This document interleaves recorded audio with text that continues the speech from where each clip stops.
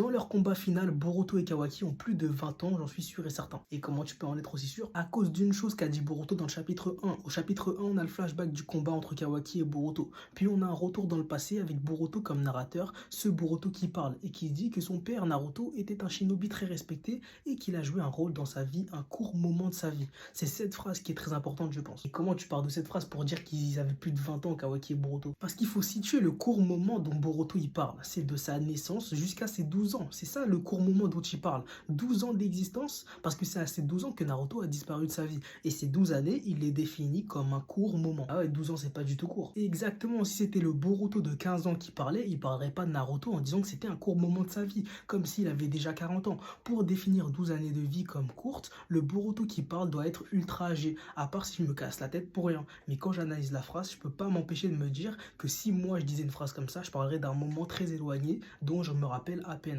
Là, Boruto, il a 15 ans, donc ses derniers souvenirs de Naruto datent d'il y a même pas 3 ans. Donc ce serait pas le Boruto qui a 15 ans qui affrontera Kawaki, mais un Boruto plus âgé, je pense. T'analyses bien les phrases, hein. Dis-moi ce que tu penses de la théorie en commentaire, sinon ma marque de vêtements est toujours disponible sur icaros.fr. Mais la théorie en vrai, pour les travaux.